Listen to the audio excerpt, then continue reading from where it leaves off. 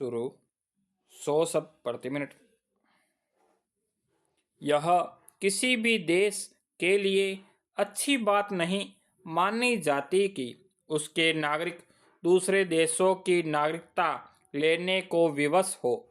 विदेश मंत्री ने संसद में लिखित जवाब देते हुए बताया कि पिछले 12 सालों में कुल 16,63,440 लोग भारतीय नागरिकता छोड़कर दूसरे देशों में जा बसे हैं।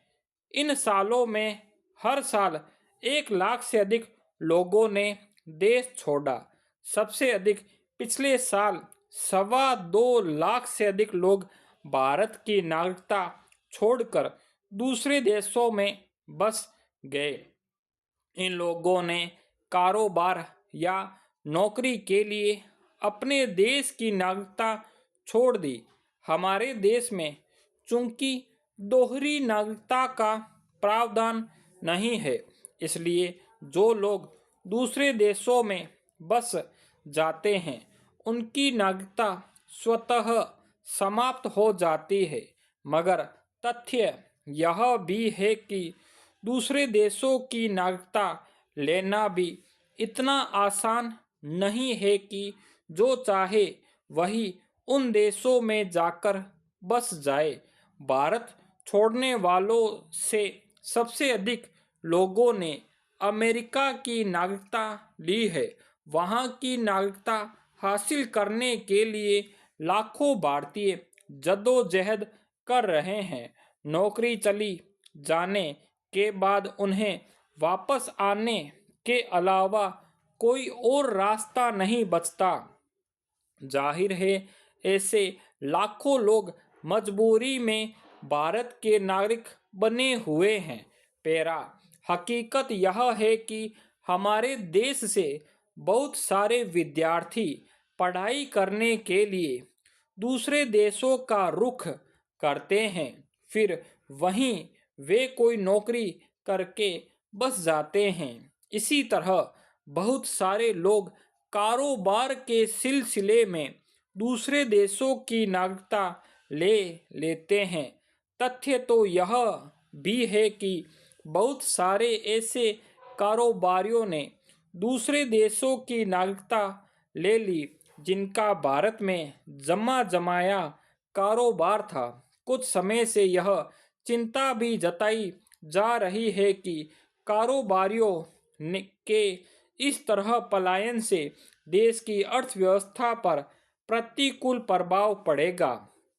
इस बात से इनकार नहीं किया जा सकता कि हमारे देश के कई हिस्सों और तबकों में विदेश जाकर नौकरी या कारोबार करना और फिर वहीं बस जाना प्रतिष्ठा की बात मानी जाती है। यह भी ठीक है कि नौकरी के सिलसिले में विदेश गए लाखों भारतीय यहाँ भारी मात्रा में विदेशी मुद्रा बेचते हैं, जिससे सरकार का खजाना बढ़ता है। मगर यह प्रश्न अनुत्तरित है कि आखिर लोगों के सामने ऐसी स्थिति ही क्यों आती है कि उन्हें अपने देश की नागरिकता छोड़कर पराई जमीन पर जा बसना ज्यादा सुरक्षित जान पड़ता है। पेरा दरअसल शिक्षा और रोजगार के माकूल अवसर उपलब्ध न होने के कारण लाखों विद्यार्थी हर साल देश छोड़ने पर मजबूर होते हैं।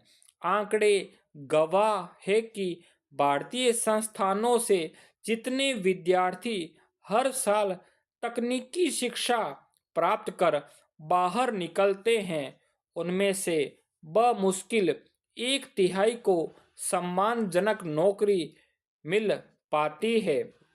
वेतन आदि के मामले में भी यहाँ नौकरीशुदा लोगों की स्थिति असंतोषजनक ही है। ऐसे में विदेश पढ़ने गए विद्यार्थी यहाँ वापस लौटना ही नहीं चाहते। यही हाल कारोबारियों का है। सरकार कारोबार के लिए चाहे जितनी अनुकूल स्थितियाँ बनाने का प्रयास करती हो, मगर हकीकत यही है कि निवेश और आय का अनुपात सदा अनिश्चित बना रहता है।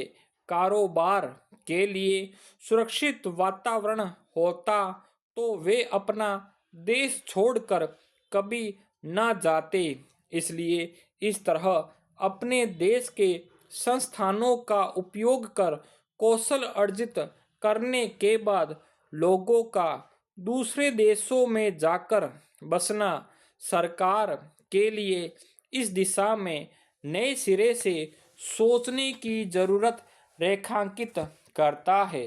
पैरा अब तो जैसे हत्या की खबरों को रोजाना होने वाली आम आपराधिक घटनाओं की तरह ही देखा जाने लगा है।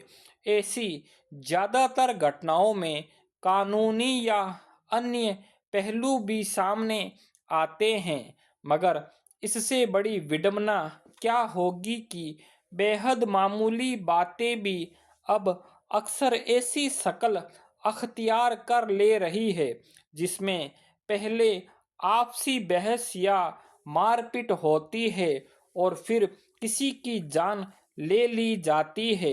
दिल्ली के रोहिणी इलाके में एक विवाह समारोह के दौरान खाने की प्लेट को लेकर तनातनी के बाद कुछ युवकों ने वहीं खाने पीने के प्रबंधन में लगे एक व्यक्ति की पीट पीट कर हत्या कर दी। यानी जो बात सामान्य विवाद तक की वजह नहीं होनी चाहिए, और अगर कोई दिक्कत पैदा हुई भी तो बहुत आसानी से उसका समाधान किया जा सकता था, उस बात पर कुछ युवक इस कदर हिंसक हो गए कि उन्होंने पीट पीट कर एक व्यक्ति की जान ले ली।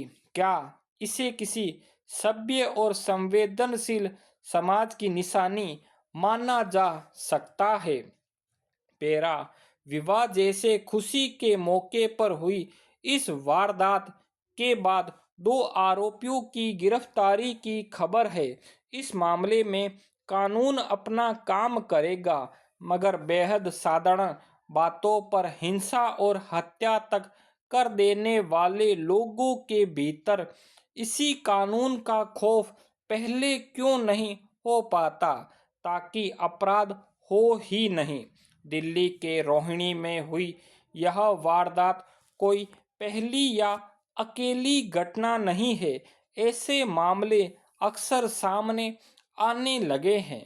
ताजा घटना में महज खाने की प्लेट को लेकर हुई आपसी बहस का अपने स्तर पर या वहां मौजूद अन्य लोगों की मदद से समाधान निकाला जा सकता था, मगर इतनी सी बात पर हत्या तक कर डालने वाले लोगों के सोचने समझने का ढांचा क्या हो गया है, या फिर उनके दिमाग पर ऐसा कौन सा दबाव काम कर रहा होता है कि बिना सोचे समझे वे इस कदर हिंसक हो जाते हैं।